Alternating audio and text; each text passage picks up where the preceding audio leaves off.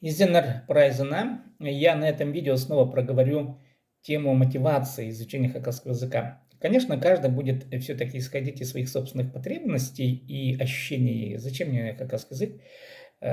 Но давайте рассмотрим все-таки еще раз базовые мотивации. Многие мотивируются или продумывают систему того, что вот я должен изучить хакасский язык, потому что мои предки говорили на хакасском языке. Я должен дальше нести эту культуру. Узнать это важно, на самом деле, да, я согласен.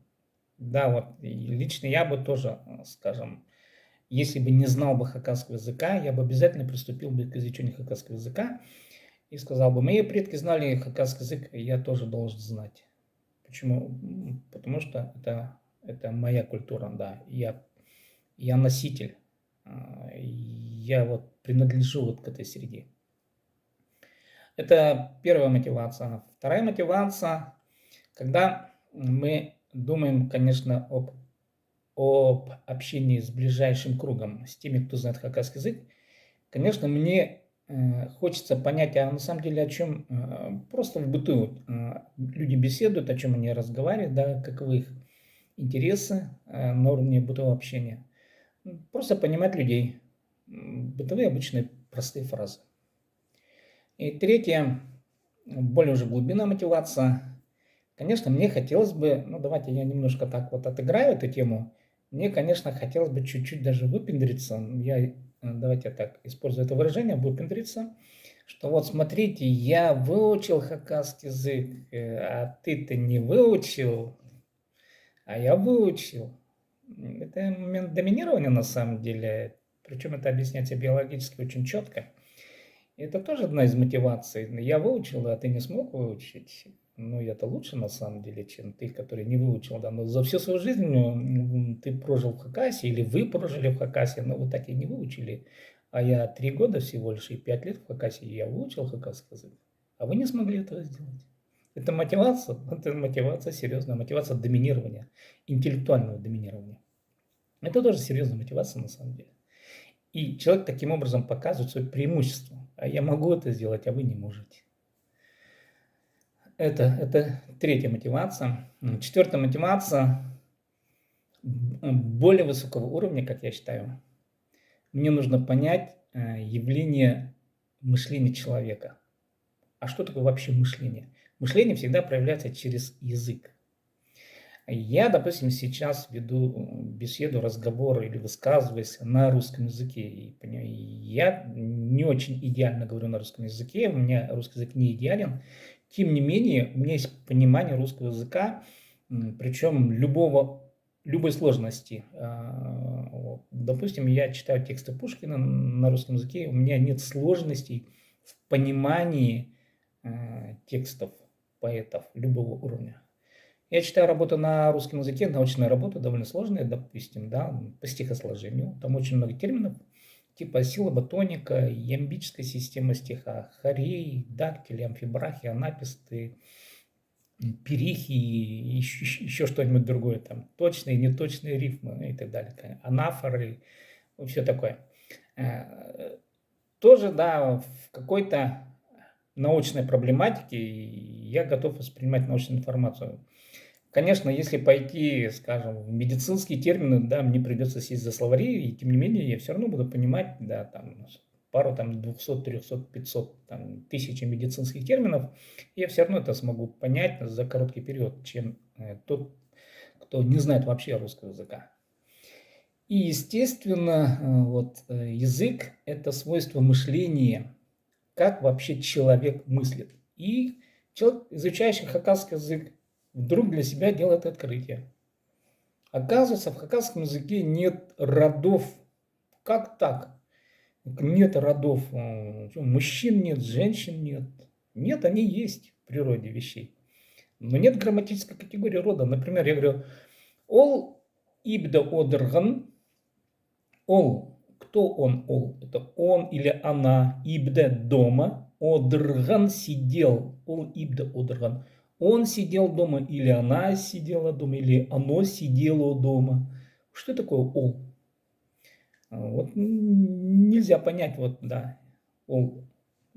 оно не поймете, пока не будете читать предыдущие последующие тексты. То есть нужен контекст. Это первое такое фундаментальное отличие хакасского языка от русского. Второе фундаментальное отличие. Я теперь по-хакасски скажу. Вот. Предположим, собака лает за дверью, да, вот. Ну и что-то такое скулит. Даже, может быть, я не понимаю, да, может собака, кошка, предположим, за дверьми. И я спрошу, что там? Я не спрошу, кто там, я спрошу, что там. Если я спрошу, что там, это значит, я спрашиваю по-хакасски. Почему по-хакасски что? На собаку, что на кошку, что на любой живой объект я направлю спрошу следующим образом, что это такое. Не кто это такой, а что это такое. Почему в хакасском языке на вопрос «кто» отвечает только человек. Кто? Человек и все. Что? Все остальное, кроме человека. В русском языке этого нету. В русском языке «кто» вся живая сущность. Это «кто». Что? Все, что не живое. В хакасском языке только человек. Кто? Все остальное это «что». Отличается мышление? Отличается, фундаментально отличается. Почему хакасский язык человека выделил из ряда животных, а русский язык не выделил это явление из ряда животных? Человек себя ассоциирует, вот собака кто, и я тоже кто. Мы одинаковые. А нет, хакасский язык выделил. Я ничто, я кто. То есть по каким-то признакам хакасский язык это сделал. И когда человек начинает общаться, человек, не понимающий, кроме русского языка, никакого другого, этот человек, конечно, будет ограничен сразу в менталитете. Почему? Потому что он будет думать, что кто, и все, видимо, во всех языках, наверное, так, да. Человек не будет понимать другую культуру, он фундаментально понимать не будет. То есть это уже интеллектуальный уровень. И человек, знающий только русский язык, он фундаментально ограничен. Ограничен во всех смыслах. В понимании вещей, в понимании природы, восприятии природы он ограничен только русским языком. Каков бы ни был богатый русский язык, какого бы ни было количество терминов, тем не менее, он не сможет понять, не зная других языков, что это могут быть и животные. А другие языки это сделали. А почему русский язык этого не сделал? Да. Он даже этих вопросов не задаст, потому что нет информации. И моя личная главная мотивация – это интеллект человека. Каким образом человек думает с помощью языка.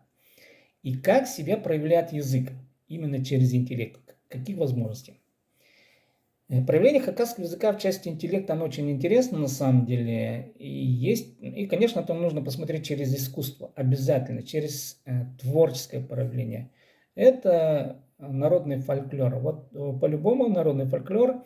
И, конечно, мы, читая пословицы и поговорки на хакасском языке, мы начинаем понимать, во-первых, структуру речи, поэтическую структуру речи, хочу сразу пояснить.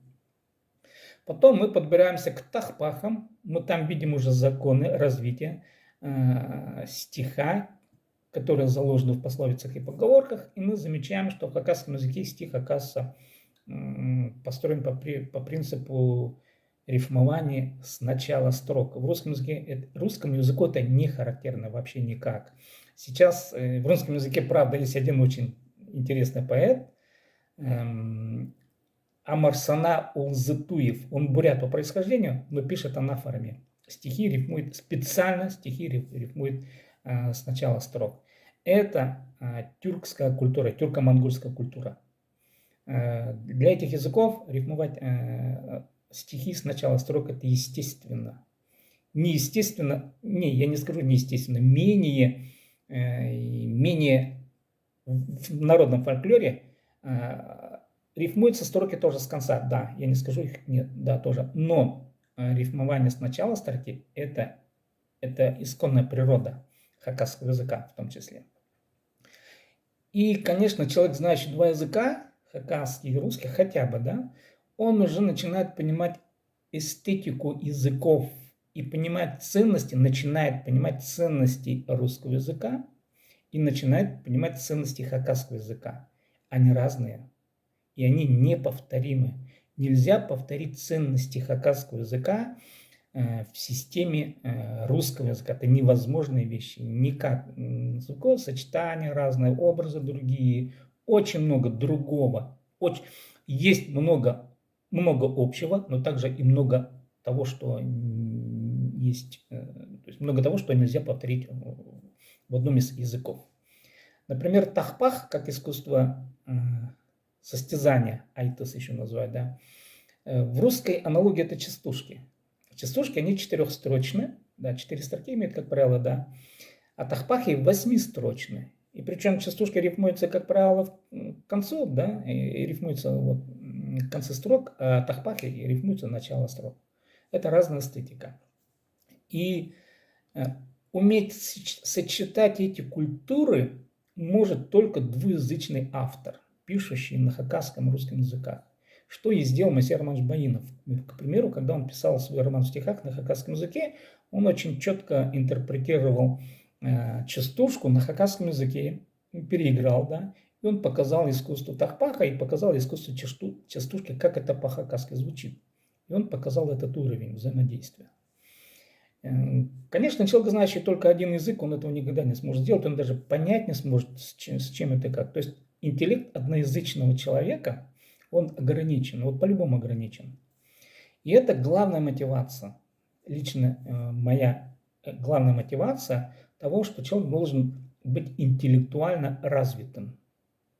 Интеллектуально развитый человек всегда знает несколько языков, минимум 2. Минимум 2. Как правило, 3, 4, 5, 7 языков. Это интеллектуально развитый человек. Если человек не развит, он сразу моментально проявляется один язык, все. Человек интеллектуально менее обогащен, да менее развит, чем тот, который знает несколько языков. Я не хочу сказать, что знающий один язык или знающий 2 языка гарантирует гениальность. Да? Нет, я не об этом. Я говорю о возможностях языковых, стилевых особенностей речи. Человек, знающий 2 языка, всегда имеет преимущественное положение, чем знающий один язык. Всегда. Но это не значит, что человек, знающий только один язык, может быть глупее, чем 2 языка по факту. Нет, речь не об этом. Речь о возможностях понимания вещей природы. Вот о чем я вот проговариваю, о чем я стараюсь тут сказать. И вот я останавливаюсь на 4-й мотивации. Это более фундаментальная мотивация, это развитие своего собственного интеллекта. Если вы, конечно же, задаетесь вопросом, что я не хочу быть глупее других по объективным причинам, да, значит, надо изучать другие языки.